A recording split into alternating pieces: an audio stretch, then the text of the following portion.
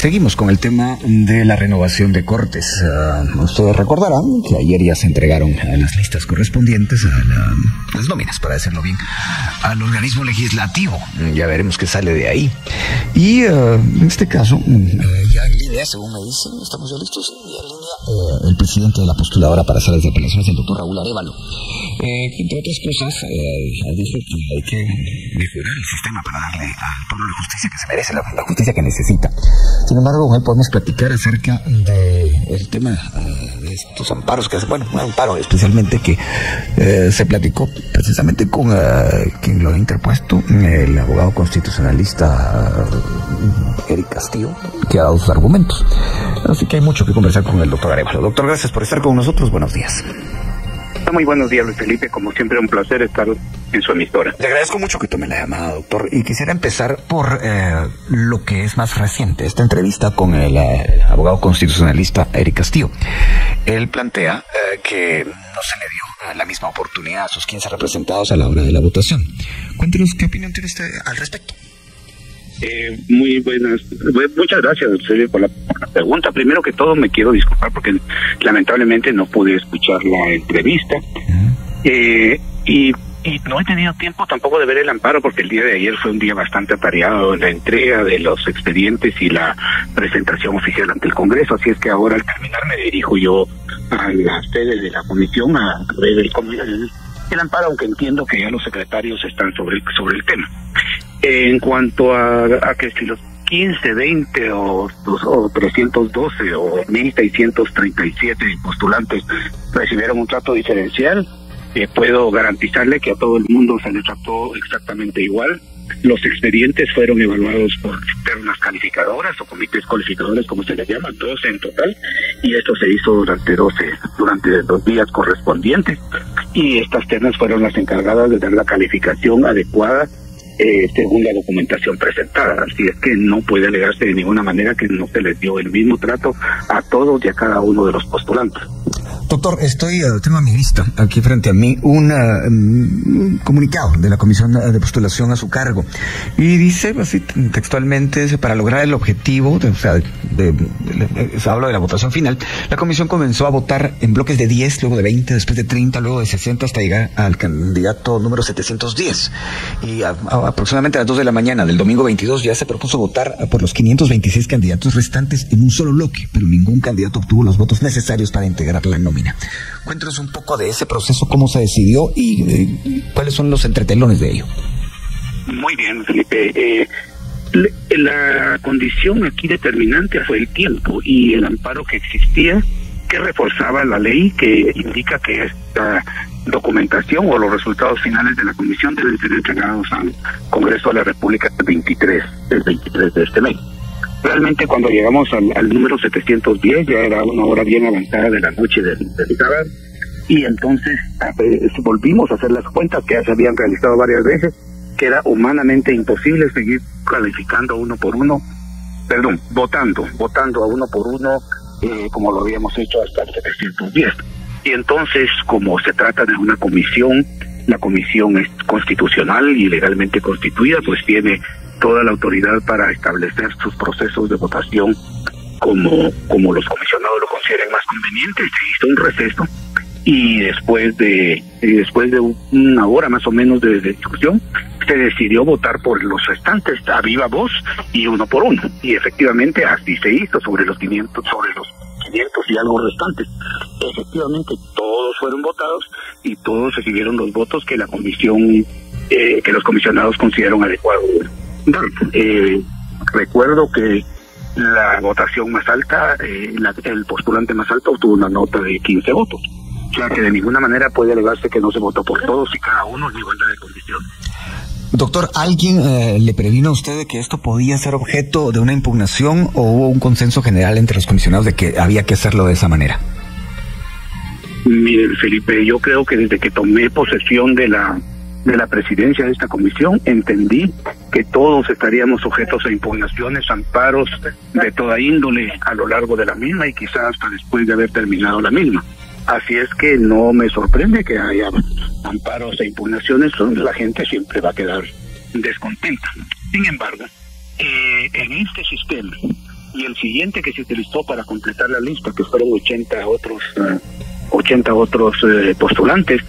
Yo pregunté en 2 ocasiones, está registrado en el acta y lo voy a escuchar a cualquiera, si esto era absolutamente legal. Lo pregunté como presidente de la comisión y luego dije, lo pregunto también como un ciudadano común y corriente, si esto es absolutamente legal, y hubo varias opiniones letradas. Entiendo que son los juristas, que todos los 36 son juristas, inclusive miembros de la Corte Suprema que formaban parte de mi comisión, que explicaron, documentaron y leyeron en los libros correspondientes, tanto constitucionales como comisiones de postulación, que todo esto estaba dentro del marco legal. Así es que se procedió con toda confianza de esa manera. Incluso entonces los integrantes de la Corte Suprema, así ellos también avalaron, leyeron artículos que avalaban lo que se estaba haciendo. Y Luis Felipe, así fue, y cualquiera que quiera puede verlo, leerlo, escucharlo y verlo en las transmisiones en directo, que doctor, están disponibles. Le voy a hacer la misma pregunta que le hice al licenciado Castillo. ¿Cuánto incidió esa pérdida de 18 días? Ese retraso de 18 días para determinar si sí o no la sede de la Universidad Rafael Andívar, en que no hubiera suficiente tiempo al final para hacer una votación, digamos, no teniendo que llegar a horas de la madrugada en la hora límite. Gracias, Luis Felipe. Es una pregunta importantísima y que debemos de aclararla hoy y siempre a todo el pueblo de Guatemala. Esos días fueron absolutamente desperdiciados, perdidos y lamentables. Creo que fue una discusión absolutamente útil, una discusión inútil, una discusión que no tenía sentido de ser, pero había un grupo de comisionados que estaban empecinados en llevar esto al Palacio de Justicia y no hubo manera de transar. Yo les pedí que me listaran las razones por las cuales la universidad no podía hacer. Ninguno abrió la boca para decir por qué no. Al final, tratando de salir del impasse, yo les dije, bueno, vamos a hacer una votación final con voto razonado, y votaron con que no se hiciera por voto razonado, simplemente era un no rotundo, y esto fue lo que determinó que tuviéramos que andar a las carreras a última hora. Sí, definitivamente fueron funestas esas discusiones totalmente inútiles que se introdujeron en la comisión. Doctor Arévalo, hablemos un poco de lo que usted ya ha sacado en limpio después de esta experiencia. Y entre otras cosas, usted ha dicho que es necesario mejorar el sistema para la renovación de cortes. ¿Cómo puede explicarnos eso? ¿Qué fue lo que lo hizo usted llegar a esa conclusión? Bueno, mi impresión es que cuando esto se inició, quienes la plantearon y quienes idearon este sistema, lo hicieron con la mejor intención y con la disponibilidad, con la información y disponibilidad que había en ese entonces, que había pocas escuelas, pocas facultades de derecho, y que había una afluencia de postulantes de muy alta calidad, pero de muy bajo número. Sin embargo, a lo largo del tiempo, con la multiplicación de facultades de derecho y con el incremento de gente, a lo largo del camino se han ido produciendo cambios de distinta índole, y creo que ya no es un sistema válido. De base, a mí me parece que se desperdicia totalmente el trabajo anterior de calificar expedientes, tablas de graduación, analizar documentos, y se produce en la última jornada el tipo de votación. Si eso es lo que querían hacer, deberían de recolectar simplemente los expedientes y votar. Pero otras cosas que deben de cambiarse es el diseño de una tabla de gradación ad hoc para cada comisión. Se podría mejorar si se hace una tabla de gradación estudiada y con tiempo e inamovible, porque lo que sucede es que en la comisión se hace la tabla de gradación a la medida de los candidatos que ya muchos postulantes llevan en mente. Entonces, esos son 2 puntos. Yo creo que el sistema, y lo dije ayer en el Congreso, debe de ser revisado de raíz, y Guatemala tener un sistema de escogencia de sus más altos jueces. Mejor, que tengamos mejores jueces de los que se pueden escoger por este sistema actual. Lo que usted dice, aunque no es un secreto, vale la pena profundizarlo, doctor Arévalo. La tabla de gradación que de algún modo se adapta de acuerdo con los candidatos que algunos comisionados llevan en mente. ¿Usted se dio cuenta de eso muy rápido o ya lo daba por hecho que así iba a suceder? No, al contrario, me di cuenta muy tarde. Tal vez por la inocencia, no creo que eso sea la palabra, pero que la primera que se me ocurre, de no ser abogado. Pero creo que esto lo hicieron en nuestras narices en 2 etapas. Una etapa que cuando yo como académico intenté que la línea de corte fuera de 75 puntos, jamás progresó, y se logró que se subiera a un punto, apenas 63. Yo creo que tanto en la academia como en la vida real, cuando uno está buscando postulantes o candidatos para una posición, busca el de más alta nota, pero no se logró pasar de 63. Luego, en un segundo paso, pero eso me di cuenta hasta que dio el segundo paso, alguien más propuso que con solo haber ejercido la abogacía por 5 años se tuvieran 50 puntos, y que de esos 3 años a la vez o a lo largo de mi carrera, 3 hubieran sido en el servicio público, este trabajo estatal, eso sumaba 15 puntos, entonces 50 más 15, 75, ya solo con eso ya estaban garantizados que nadie iba a ser rechazado. Con las nóminas respectivas de ambas postuladoras, la de las salas de apelaciones y la de la Suprema. Y ahora mismo, por la línea telefónica, se encuentra el presidente de la Comisión para las salas de apelaciones, el doctor Raúl Arévalo. Hemos estado conversando acerca de las decisiones que se tomaron a la madrugada previa al final de este proceso, el proceso de votaciones, y ahora corresponde platicar un poco del futuro. Él ya de alguna manera dijo cosas. Doctor Arévalo, gracias por seguir en la línea. Cuando digo usted ya dijo algunas cosas, me refiero, por ejemplo, que dice usted haber descubierto algunas cosas demasiado tarde. ¿Qué otras cosas descubrió tarde? ¿Qué otras cosas puede usted destacar que en algún momento hubieran podido ser diferentes de haber sabido usted más acerca de este tipo de proceso? Mire, antes de decirle lo que descubrí tarde, quiero decirle lo que descubrí temprano, y es el inmenso interés que ha manifestado su programa en difundir toda la información al pueblo sobre esta comisión de postulación, cosa que le agradezco y felicito.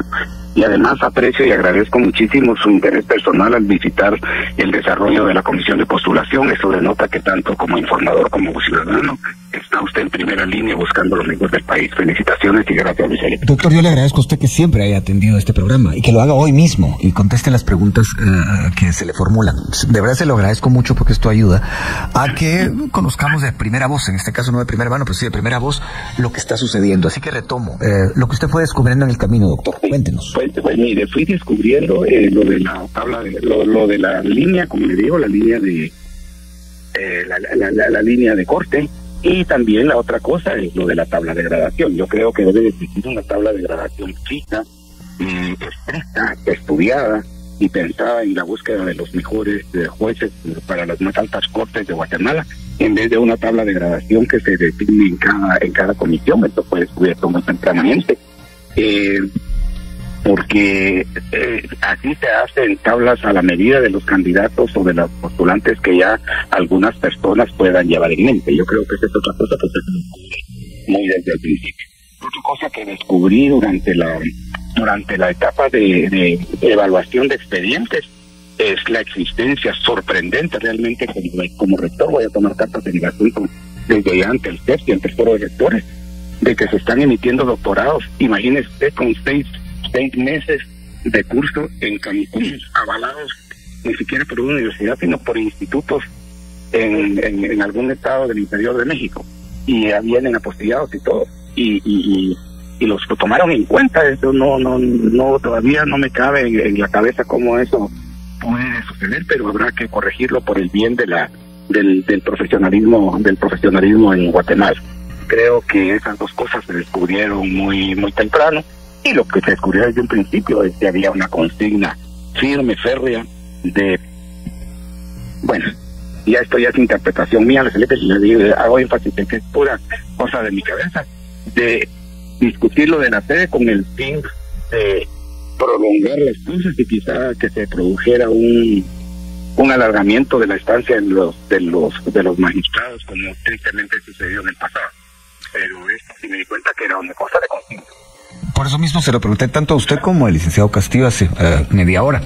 Y yo quisiera regresar por un momento a estos doctorados, señor rector, porque la verdad es que se llegó a hablar de que se había obtenido un doctorado en 18 horas. Oí una declaración así. Cuéntenos un poco de cómo usted llegó a esas conclusiones. Bueno, mire, yo soy un rector universitario y de una universidad que es tremendamente exigente en cuanto a la calidad y a los valores académicos. Entonces, obviamente, este fue uno de los puntos que yo, aunque no estaba a cargo directamente de la calificación de expediente, me pude percatar.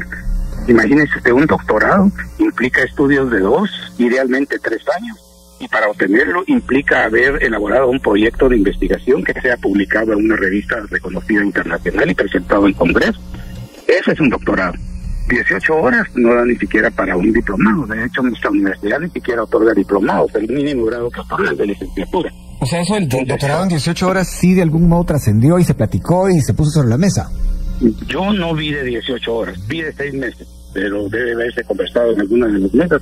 Recuerde que eran 12 mesas y yo tenía que poner mi atención en cada una de ellas, pero por momentos. Así es que si hubo de 18 horas y no lo rechazaron, como aprendí a decir ahora, in limine, palabra nueva para mí, no puede ser. 18 horas no dan ni para un diplomado de haber asistido unas horas a un congreso nacional de medicina o de cualquier otra rama. Doctor Arévalo, fue muy complicado mantener la disciplina. Se habla de que había algunos comisionados que eran un tanto rebeldes y que se levantaban e incluso iban a su casillero. ¿Qué nos dice al respecto? Sí, es increíble que gente adulta, jueces y abogados del más alto nivel fueran obedientes a pesar de mis múltiples llamados de atención. Ya son adultos, ¿no? Ya son adultos y se supone que con un criterio ético bastante alto y formado, pero descubrí que no tienen mayor diferencia que unos chiquitos de 3er grado. Yo me sentía como profesor de primaria cada vez que tenía que llamarlos a que entraran a la sesión. A varios de ellos les dije directamente, no guardaste el teléfono. Y ellos mirándome a los ojos me decían, sí lo guardé. Y mentira. Al final de cuentas, ya en la madrugada, pues mi desesperación llegó al límite y casi, no digo que llegué, pero que casi que tuve que jarrar a algunos para que no estuvieran haciendo este tipo de cosas que no se espera de un señor abogado de alto nivel. Recuerdo en una plática de la semana pasada, doctor, que usted mencionó que una de las ternas, la 12 para ser exacto, estaba, digamos, avanzando muy lentamente en la evaluación. ¿Cómo resolvió eso al final de cuentas? Pues de una manera injusta. Al final tuve que quitarle las cajas que no habían terminado porque nos iba a retrasar 2 días más y distribuirlas dentro de las ternas, distribuirlas por al azar y equitativamente dentro de las ternas que habían terminado, y en 1 hora terminaron la tarea que yo les hubiera tomado tal vez un día. En el caso de que este amparo planteado por el abogado constitucionalista Eric Castillo fuera otorgado, doctor Arévalo, lo que entiendo es que esto regresaría al proceso al momento en el que los comisionados entraron a conformar la nómina. ¿Usted ha previsto un escenario así? Pues bueno, habrá que ver qué es lo que se resuelve y habrá que resolver sobre la marcha. Como presidente de la comisión, que aún está en funciones hasta el 13 de octubre, tenemos un área que dice casos no previstos y se tomará desde ahí, y por supuesto me volveré a asesorar de los brillantes abogados que tienen ahí, más del apoyo legal que yo lógicamente contraté por mi lado para la ilustración propia. Claro, ¿qué sintió ayer cuando se entregó la nómina final de la Comisión de Postulación para Salas de Apelaciones en el Congreso? Pues no sentí exactamente alivio, sino que lo que sentí fue que estaba pasando la estafeta al Congreso. Como le dije al señor presidente, nosotros escogimos lo mejor de lo que nos tocaba. Y ahora le tocaba a él escoger lo mejor dentro de eso mejor que yo le entregaba. Y espero que el Congreso haga su labor a conciencia, con justicia y simplemente con el pensamiento de evitar la mejor justicia para Guatemala. ¿Por qué no fue exactamente alivio lo que sintió, doctor Arévalo? ¿Alivio? ¿Por qué no fue exactamente alivio lo que sintió? Yo hubiera, presumo que ya entregar como de alguna manera, aunque entiendo que no ha terminado todo, pero usted me llama la atención que diga que no sintió exactamente alivio. Le voy a explicar por qué. Sentí alivio porque se había terminado una tarea que desde un principio se sabía que iba a ser pesada, física, mental y emocionalmente, por supuesto. Pero no sentí alivio por mi propia naturaleza. Yo jamás he sido un individuo que está satisfecho. Yo creo que la naturaleza humana, que teniendo lo que tiene, siempre quiere tener lo mejor. Si tengo una bicicleta, quiero una moto. Si quiero una moto, quiero un carro. Si tengo un carro, quiero una camioneta. Yo creo que es parte de la naturaleza humana. Y yo lo que quisiera es que todo fuera mejor, como lo hago con todas las cosas de mi vida, no solamente con esta comisión. Doctor Arévalo, hubo momentos cumbre, digamos, durante todo este proceso y particularmente cuando hubo votaciones. Se conoce de un caso en el que hubo 0 votaciones por uno de los aspirantes. ¿Ese momento fue tenso? Cuéntenos. Fíjese usted, dice que no solo por un candidato, por un postulante, sino por muchos. Hubo varios que tuvieron 0 votos. Le voy a entonces, el nombre directo, el fiscal Corruchiche, Rafael Corruchiche, cuando llega ese momento que muchos esperaban, que incluso había gente que decía que quería estar en el momento para determinar que iban a ser muchos comisionados. ¿Ese fue tenso ese momento para ustedes, doctor? Pues yo no noté ninguna tensión que yo me hubiera dado cuenta. Lo que sí noté es que había cosa que me satisfizo. Había mucha gente dentro de los observadores que estaba esperando y que era obvio que lo que estaban esperando era el momento de esa votación. Sin embargo, cuando llegó ese momento, pasó y se fue. Exactamente que como las demás votaciones, cada quien votó y se siguió de frente con los demás. No hubo tensión. Hablemos un poco de la auditoría social, de la presencia de la ciudadanía en la comisión de postulación, en las comisiones de postulación. ¿Cómo sintió eso? Porque en algún momento usted la semana pasada dijo, sí, que lleguen a ver, pues, perfecto, pero que no lleguen a presionar. ¿Cómo nos cuenta esa experiencia después de ya finalizada este ciclo de votaciones? Pues repito lo que ya había dicho, me hubiera gustado que a lo largo de toda la comisión hubiésemos tenido la presencia que tuvimos en los últimos 2 días, en los días de la votación. Los días de la votación sí fue evidente que tuvimos muchísimo acompañamiento, mucho respeto para las comisiones de las representantes del sector indígena, porque ellos fueron los que tuvieron más presencia, más resistencia y nos acompañaron toda la madrugada, jamás se retiraron. Mucho agradecimiento a la OEA, mucho agradecimiento a las comisiones internacionales y mucho agradecimiento a los chapines, buenos chapines que estuvieron ahí acompañándonos. Me hubiera gustado que hubiera sido igual de numerosa todo el tiempo, pero la que tuvimos al final fue satisfactoria y te los agradezco y los estimulo a que lo hagan siempre. Y bien, hasta acá el video de hoy. Recuerden que ustedes tienen la última opinión que pueden dejar acá abajo en la cajita de comentarios. Dicho esto, nos vemos hasta el siguiente video. Adiós.